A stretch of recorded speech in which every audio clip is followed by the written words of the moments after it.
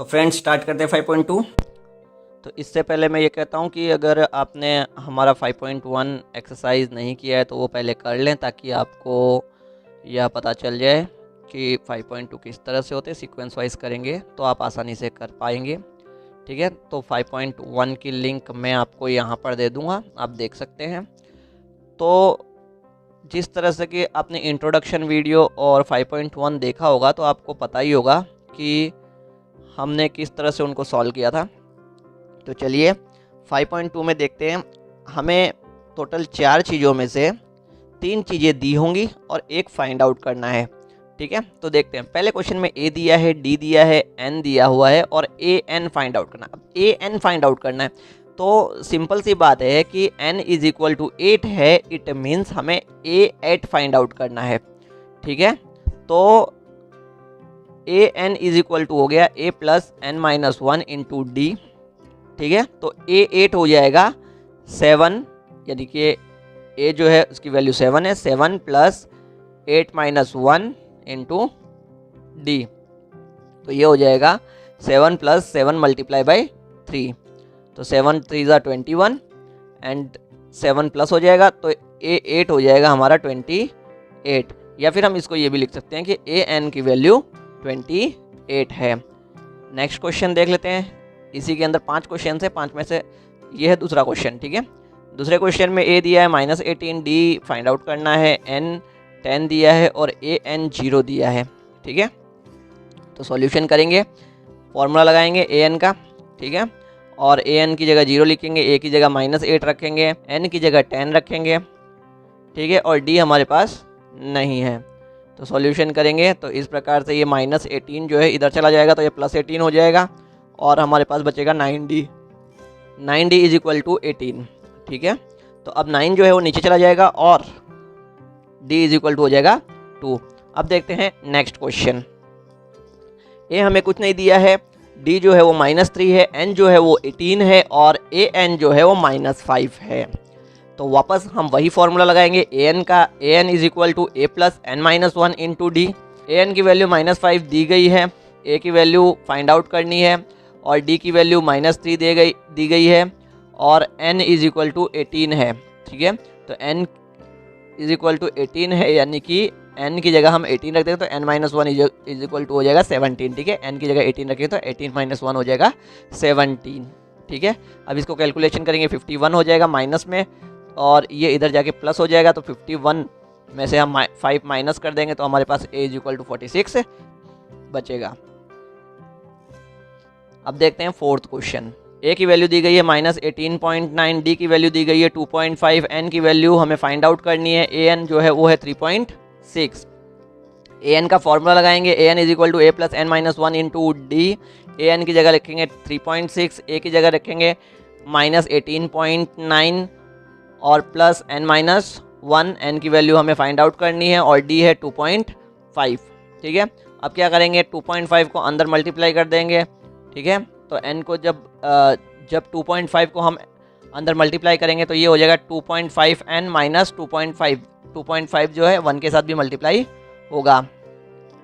ठीक है, तो अब हम क्या करेंगे, हम इन दोनों का कैलकुलेशन कर देंगे। ये दोनों नंबर्स हैं और इन दोनों नंबर को उठा के इस साइड ले जाएंगे, इन दोनों नंबर्स को उठा के इस साइड ले जाएंगे। ठीक है, तो -18.9 इधर जाएगा, क्या बचेगा 18.9 प्लस में। ठीक है, -2.5 इस साइड जाएगा, क्या होगा +2.5 इज इक्वल टू हमारे पास यहाँ क्या बच गया 2.5n। तो इन सब का कैलकुलेशन करेंगे, प्लस करेंगे तो हमारे पास आएगा 25 इज इक्वल टू 2.5n। जब 2.5 नीचे चला जाएगा तो हमारे पास आंसर आएगा 10। पांचवा क्वेश्चन, इसमें दिया गया है a is equal to 3.5, d is equal to 0, n is equal to 105 और ए एन फाइंड आउट करना है। तो सिंपल है, ए एन की वैल्यू हमें फाइंड आउट करनी है। एन जो है वो है 105। ठीक है, तो ए की वैल्यू रखा n माइनस 1, यानी 105 में से 1 माइनस होगा 104 और डी की वैल्यू दी गई है 0। तो 104 को डी से मल्टीप्लाई करोगे तो ये हो जाएगा 0 और हमारा ए एन आ जाएगा 3.5। अब देखते हैं सेकेंड क्वेश्चन। ठीक है, सेकेंड क्वेश्चन में हमें कहा गया है कि AP दी गई है 174 और हमें फाइंड करना है 30th टर्म यानी 30वां पद यानी 30th टर्म। अब ध्यान रखें कि जो a के साथ जो वैल्यू होती है जैसे a1 a2 a3 a4 तो वो पर्टिकुलर टर्म होता है। a3 means third term, a4 यानी कि fourth term. It means 30th term means a30 find out करना है। सिंपल। अब हमें AP दी गई है, हमें a30 फाइंड आउट करना है। हमारे पास a है, हमारे पास d, 7 में से 10 माइनस करेंगे d मिल जाएगा -3। n हमारे पास है, क्यों? क्योंकि हमें a30 फाइंड आउट करना है। a30 मतलब n का फॉर्मूला होता है तो n की जगह क्या आया? 30 आया, तो हमें a30 फाइंड आउट करना है, इसलिए n हमारे पास है। तो an is equal to a plus n minus 1 into d. a30 find out करेंगे, a जो है वो 10 है और n माइनस 1 यानी 30 माइनस 1 29, d जो है वो हमारे पास -3 है। 29 को जब 3 से मल्टीप्लाई करेंगे तो -87 आएगा, ठीक है, क्योंकि 3 जो है माइनस में है, और आंसर हो जाएगा a30 इज इक्वल टू -77। अब देखते हैं सेकेंड क्वेश्चन। इसके अंदर हमें 11th टर्म फाइंड आउट करना है, इसके अंदर 11वां पद ज्ञात करना है, ठीक है। a दिया है हमें, d फाइंड आउट कर लेंगे, इसमें से इसको माइनस करेंगे -3 को, ठीक है, तो -3 को माइनस करेंगे तो ये हो जाएगा -1 + 6/2। हम इसको माइनस करेंगे, ठीक है, माइनस करेंगे, माइनस और अंदर भी माइनस, माइनस माइनस मिलकर प्लस हो जाएगा, ठीक है। तो हमारा d आया 5/2। तो an का फॉर्मूला लगाएंगे, a11 is equal to -3 plus 10, 11 यानी कि 11 माइनस 1 10, 5/2, 2 कैंसिल आउट हो जाएगा, तो 5 5 जा 25, -3 प्लस 25, a11 हो जाएगा 22। ओके, अब आते हैं थर्ड क्वेश्चन पे। बीच बीच में से काफ़ी टर्म्स यानी कि पद गायब कर दिए गए हैं और हमें बोला गया है कि वो पद ज्ञात करने हैं। तो इस वीडियो में एक अनोखा फॉर्मूला आप लोगों को बताने जा रहा हूँ, ठीक है, जो कि हम नेक्स्ट क्वेश्चन में देखेंगे, ठीक है। शायद ही आपकी स्कूल में वह फॉर्मूला आपको बताया गया होगा। तो चलो, पहला क्वेश्चन तो बहुत इजी है, इसलिए हम पहले इसको कर लेते हैं, फिर सेकंड क्वेश्चन में मैं बताता हूँ। तो पहले क्वेश्चन में फर्स्ट टर्म दिया गया है यानी कि a हमारे पास आ गया है। ये है थर्ड टर्म यानी तीसरा पद। तीसरा पद जो है वो हम इस फॉर्मूले से हम निकाल लेंगे। देखो, तीसरा पद जो है a3 इज इक्वल टू होगा a + 2d। a हमारे पास है तो d हम निकाल लेंगे, ठीक है, d निकल गया, a हमारे पास है, d निकल गया। तो हम ये जो बीच का टर्म है, सेकेंड टर्म है ये, ठीक है, दूसरा पद है, तो हम a2 के फॉर्मूले से इसको निकालेंगे। a2 इज इक्वल टू हो जाएगा a + d। तो a की वैल्यू रख दी, d की वैल्यू रख दी, ठीक है, तो हमें जो है a2 की वैल्यू मिल गई, ठीक है। अब आते हैं अपने फॉर्मूले पर जो मैंने अभी बोला, ठीक है। अब ये जो फॉर्मूला है ये डिस्टेंस निकालने का फॉर्मूला है। पहले इस फॉर्मूले को समझ लेते हैं। देखो, यहाँ पे मैंने tm - tn रख रखा है, तो इसको आगे चलकर हम am - an भी लिख सकते हैं। ये देखिए, यहाँ पर थर्ड क्वेश्चन में मैंने लिख रखा है। तो एक्चुअल में ये फॉर्मूला है क्या, वो देख लेते हैं। तो ये फॉर्मूला इस तरह से वर्क करता है कि यदि हमें कोई भी बीच के दो पद दिए गए हों, यानी कि कहीं के भी दो पद, एक अरिथमेटिक प्रोग्रेशन है, एक एपी है, उसके बीच के कोई भी दो पद दे दिए गए हैं और हमें डी फाइंड आउट करना है, ठीक है, तो ये फॉर्मूला बहुत ही कारगर है। उसके अंदर हमें एलिमिनेशन मेथड या ये सब मेथड लगाने की आवश्यकता नहीं पड़ेगी, डायरेक्ट डी आ जाएगा, ठीक है। तो अब करना कैसे, यूज़ कैसे करना है। तो यहाँ पे टी एम यानी कि इसको हम ए एम भी मान सकते हैं, यानी कि यहाँ पे T4 टर्म है और ए हम किसी भी टर्म के लिए ए यूज़ करते हैं, इसलिए यहाँ पर आप ए भी लिख सकते हो। तो यानी कि एम टर्म में से एन टर्म माइनस करेंगे तो जो उसकी वैल्यू है, यहाँ पर ए एम की जो वैल्यू होगी वो रखेंगे, ए एम की जो वैल्यू होगी, ठीक है, ए एन की जो वैल्यू होगी वो रखेंगे, ठीक है। अब एम और एन क्यों लिया भाई, दो अलग अलग टर्म्स है, इसलिए एक टर्म होगा एम और एक टर्म होगा एन, ठीक है। तो जैसे कि हम यहाँ पे बात करते हैं, ये है सेकेंड टर्म, ये है थर्ड टर्म, ये है सेकेंड टर्म, ठीक है, ये है फोर्थ टर्म, सॉरी, ये है फोर्थ टर्म, ठीक है। हम इसको क्या लिखेंगे, हम इसको लिखेंगे A2, ठीक है, इसको लिखेंगे A4, ठीक है, ये है A2, ये है A4। तो वही चीज़ ये जो है, ये इसको आप एक को दोनों में से किसी को भी, ऐसा कुछ नहीं है कि भाई m किसको माने n किसको माने, बस ये ध्यान रखना है यहाँ पर जिसको मानते हो उसी का टर्म नीचे लिखना है। जैसे एग्जांपल के तौर पे मैं यही क्वेश्चन ले रहा हूँ, ये है सेकेंड टर्म, ये है थर्ड टर्म, ठीक है। तो मैं आगे लिख लेता हूँ सेकेंड टर्म को, ठीक है। सेकेंड टर्म की वैल्यू क्या है 13, तो मैंने 13 यहाँ लिख दिया, ठीक है। TM को मैंने 13 है यहाँ पर, तो 13 लिख दिया। यहाँ पे फोर्थ टर्म की वैल्यू क्या है 3, फोर्थ टर्म की वैल्यू 3 है, तो वो हमने रख दिया, ठीक है। अब टर्म कौन सा है वो लिखना है, देखिए जैसे कि ये सेकेंड टर्म है, ठीक है, तो वो सेकेंड टर्म नीचे लिख दिया। ये फोर्थ टर्म है यानी कि चौथा पद है, वो 4 यहाँ पर लिखा। ध्यान रहे यहाँ पे उस पद का मान लिखना है और नीचे वो कौन सा पद है वह लिखना है, ठीक है। अब दोनों को कैसे भी कर लो, इधर उधर अगर गलती से हो जाता है तो भी कोई प्रॉब्लम नहीं है, लेकिन बस ध्यान ये रखना है जो ऊपर लिया है उसी का जो नीचे टर्म है, ठीक है, उसी का टर्म हमें यहाँ पे लिखना है, ठीक है। तो अब ये कर लिए, 13 में से 3 गया 10 बचा। अब यहाँ पे देखो ये उल्टा हो रहा है, यानी 2 में से 4 जा रहा है, तो हमें माइनस में आ गया भाई। माइनस में आ गया तो हम क्या करेंगे, कटिंग करेंगे, वैल्यू जो है माइनस में चली जाएगी, डी जो हो जाएगा वो -5 हो गया। अब यहाँ पे डी जो आ गया सिंपली -5D आ गया है। अब आप डायरेक्टली A2 में लिख लो तो आपको A मिल जाएगा, ठीक है। और उसके बाद A मिल गया यानी फर्स्ट टर्म मिल गया, उसके बाद थर्ड टर्म निकाल लो, A और D तो है ही हमारे पास, ठीक है। चलो इस फॉर्मूले को हम एक बार और समझ लेते हैं, ठीक है।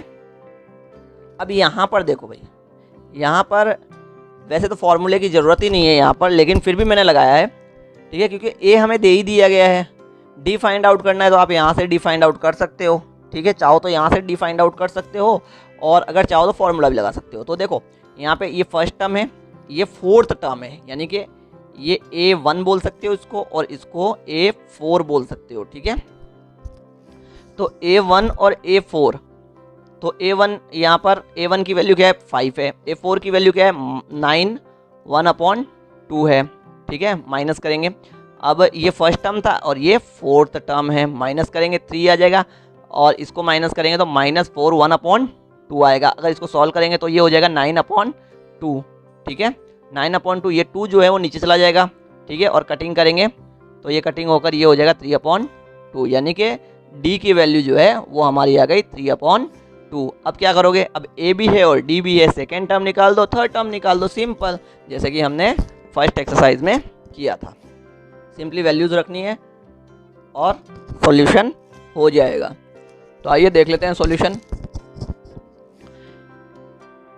A2 = A + D, A की वैल्यू रख दी यहाँ पे 5 और D की वैल्यू 3/2, और यहाँ पर LCM लेकर हमने सॉल्यूशन किया तो 10 + 3 13/2, यानी 13/2 को अब मिक्सचर फ्रैक्शन में चेंज कर दोगे और A2 = 6 1/2 हो जाएगा। सेम तरीके से इधर हमने A = 2D और D की वैल्यू 3/2, 2 कैंसिल आउट हो जाएगा, 5 + 3 = 8 हो जाएगा, ठीक है।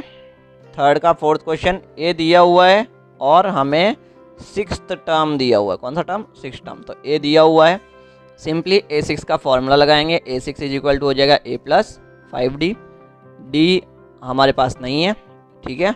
A6 हमारे पास है, उसकी वैल्यू, A भी हमारे पास है, तो यहाँ पे दोनों की वैल्यू रख दिए, और ये इधर जाके प्लस हो जाएगा, यानी कि -4 इधर जाके प्लस हो जाएगा, तो ये 10 हो जाएगा, 10 = 5D, तो D = हो जाएगा 2, सिंपल। अब D है हमारे पास, A है हमारे पास, तो second term, third term, fourth term, fifth term निकाल दो। A2 = हो जाएगा A + D, A और D की वैल्यू प्लस कर दिए, ठीक है। A3 हो जाएगा A + 2D, तो A की वैल्यू और D की वैल्यू यहाँ पर रख के 4 हो गया, तो ये 0 हो गया, ठीक है। तो A3 हो गया, A4 निकाल लो और A5, इसी तरह से हम A की और D की वैल्यू रखकर A4 और A5 फाइंड आउट कर लेंगे।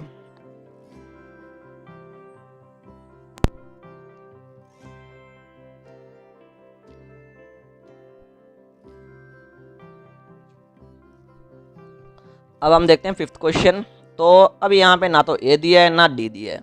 अब ऐसी सिचुएशन में हमें सेकेंड टर्म दिया हुआ है और टर्म गिनना पड़ेगा हमें। देखो ये है सेकेंड टर्म A2, यहाँ पे first, second, third, fourth, fifth, six term, और ये है A6। अब ध्यान देने की बात है, वापस हम वही फॉर्मूला लगाने वाले हैं, D = AM - AN, m minus n upon में।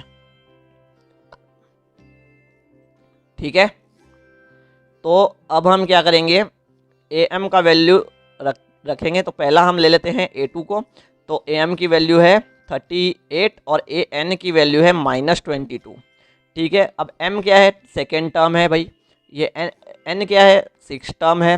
ठीक है, छठा पद है, तो सेकेंड टर्म और 6 टर्म नीचे लिख लिए। देखो ये हो गया माइनस में, ये हो गया प्लस में, 38 + 22 हो जाएगा, ये हो गया 60, नीचे वाला माइनस में, इसलिए ये माइनस में रहेगा। तो d हो गया -15। ठीक है, तो अब d मिल गया। अब सेकेंड टर्म उठा लो, ठीक है, या 6 टर्म उठा लो, दोनों में से कोई भी उठा लो, उसके साथ d रख दो। ठीक है, d रख दोगे तो a की वैल्यू हमें मिल जाएगी। देखो a2 जो है 38 है, ठीक है, d जो है वो -15 है, सॉल्व किया, -15 इस साइड जाके प्लस हो जाएगा, a = 38 + 15 हो जाएगा, तो वो हो जाएगा a = 53। ठीक है, अब a2 हो गया। अब हम a3 निकाल लेते हैं, क्योंकि a मिल चुका है अब हमें, तो a यहाँ पे लिख लेंगे हम। ठीक है, अब a2 हमारे पास है ही, a3 निकाल लेते हैं। a3 निकालेंगे a + 2d। ठीक है, a की वैल्यू रख दी है 53 और d की वैल्यू रख दी है -15।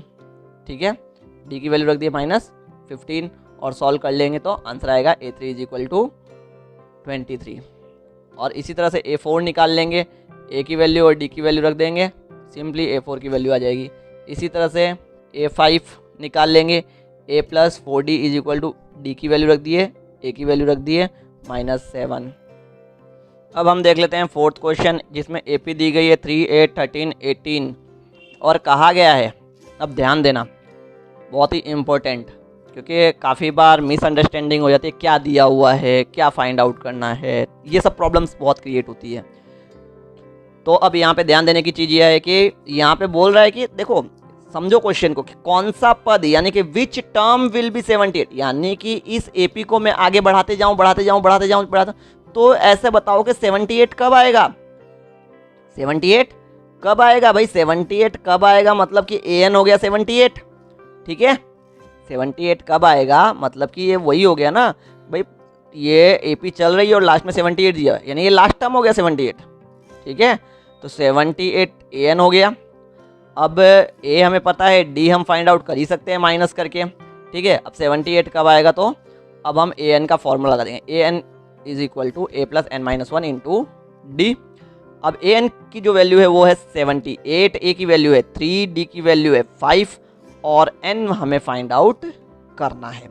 ठीक है, ये 3 जो है इस साइड आके माइनस हो जाएगा, ये हो गया 75। अब देखो ध्यान दीजिए, यहाँ पे ये जो पूरा टर्म है, ये पूरा टर्म जो है वो एक टर्म है। ठीक है, ये एक टर्म है, इसके साथ ये 5 जो है मल्टीप्लाई में, अगर ये 5 हम इस साइड लेके जाएं तो = के इस साइड लेके जाएं तो डिवाइड हो जाएगा। ठीक है, तो 75 के साथ ये डिवाइड हो गया है, यहाँ पे बच गया है n - 1, क्योंकि यहाँ पे और कुछ बचा ही नहीं है, इसलिए ब्रैकेट खुल गया है। ठीक है, तो जब 5 से 75 को डिवाइड किया गया तो 15 बचा, और ये जो टर्म है देखो n - 1 हो गया 15, और ये जो है -1 ये इस साइड आगे प्लस हो जाएगा, और ये हो जाएगा n = 16। और हम ये कह सकते हैं कि जो दी गई AP है उसका 16th टर्म 78 होगा।